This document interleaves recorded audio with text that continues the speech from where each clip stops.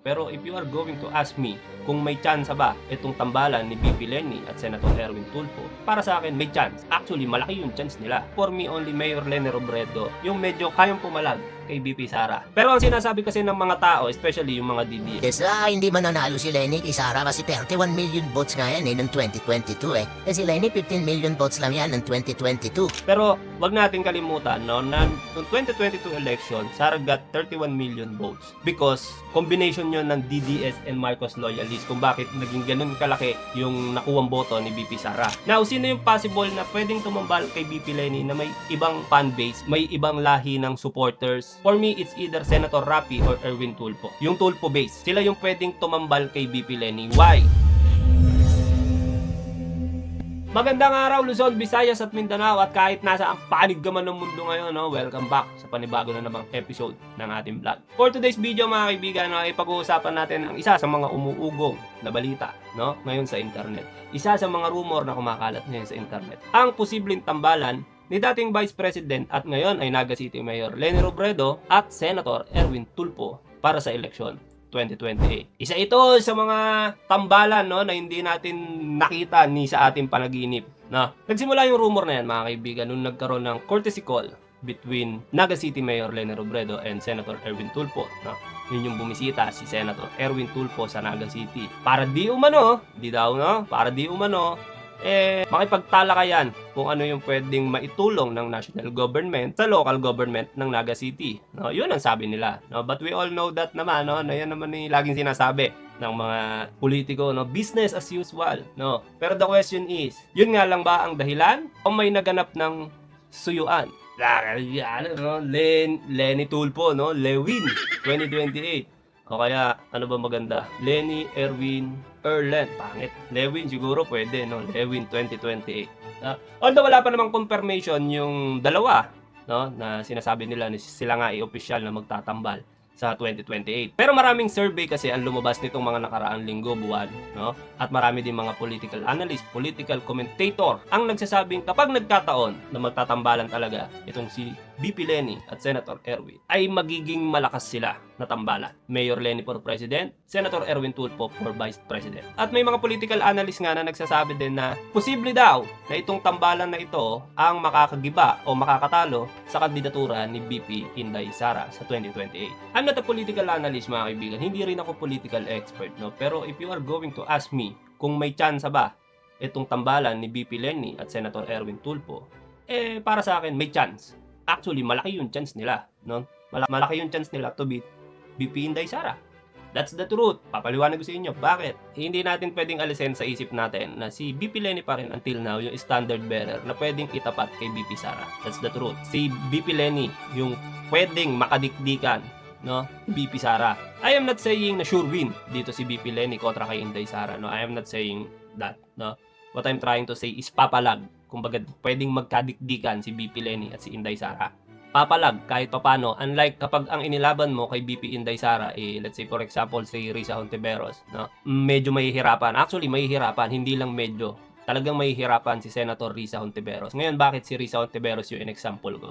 Kasi si Risa Hontiveros, if I'm not mistaken, nag-declare na siya, natatakbo siya ng presidency. And I can feel na she really want to be a president. Nararamdaman ko yon kay Senator Risa na talagang gustong-gusto niyang maging presidente. Ramdam mo na ginagalingan niya noon pa sa karera niya dahil someday, no, may plano siyang tumakbo bilang presidente. Pero I don't think na Senator Risa is enough to beat Sara Duterte. Again, I am not saying na Senator Risa is not qualified. Of course, qualified yan. Nakikita naman natin na nagtatrabaho yan senadora na yan. Qualified siya. What I'm trying to say, sapat ba si Senator Risa para talunin si BP Sara? Yun ang I don't think so. Actually, I am sorry, ayoko sana sabihin to, no? Pero kung sakali na BP Sara versus Senator Risa, no, kakain ng alikabok si Senator Risa kay BP Sara. That's the truth. Yan ang katotohanan. Again, election is a number game. Malaki ang numero ni BP Sara. Remember, solid DDS, the Visayas and Mindanao are backing her up.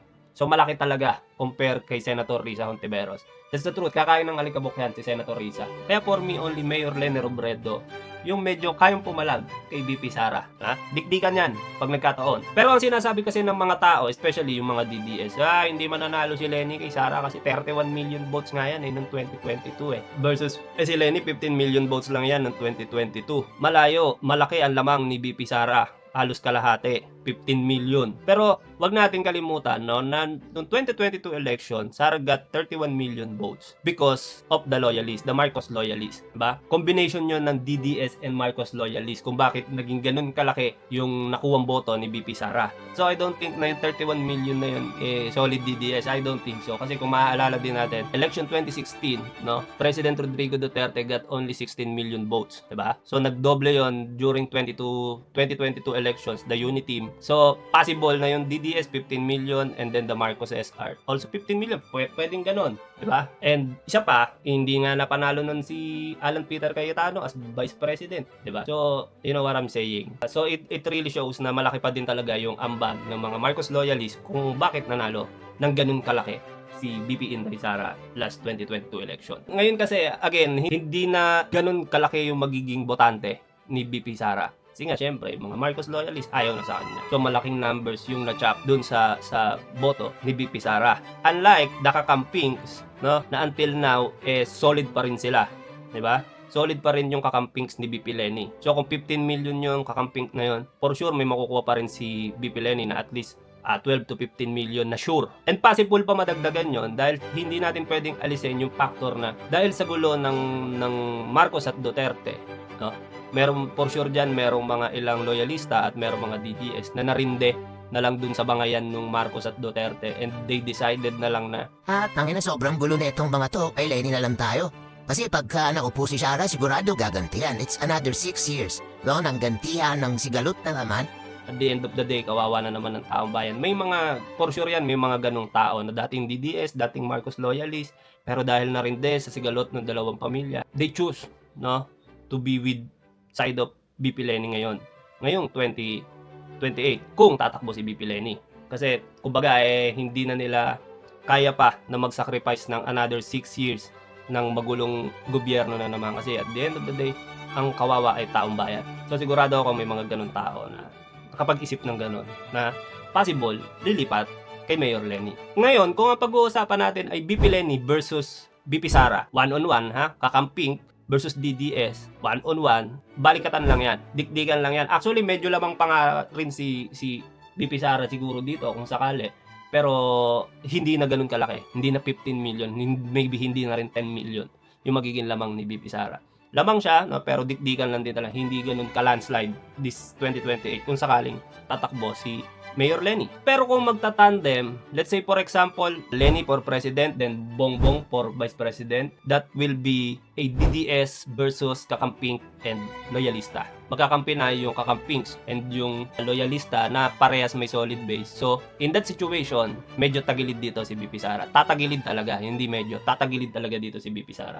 Pero dahil sa performance ng Marcos administration ngayon, I think he can rest na lang, no? Siguro maigi pa magpahinga na lang si Pangulong Bongbong Marcos, 'di ba? Medyo hindi magandang tandem kung sakaling Leni versus Leni and Bongbong Marcos. Not a very good tandem.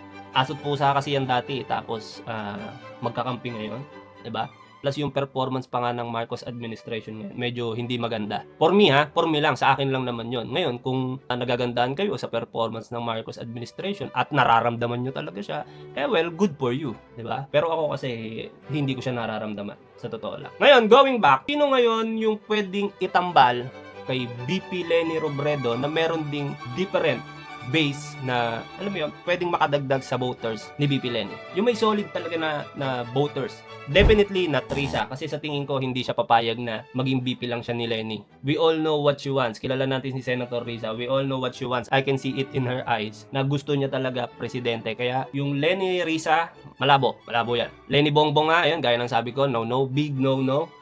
Leni Kiko Pangalina, no? Pwede, part 2. No, revanse kung tawagin. No, pero I don't think it will work this time, diba? Kasi for me, walang karisma yung Kiko. Kasi BP Leni, gentle na siya. Alam mo, hindi siya berdugo, hindi siya maangas.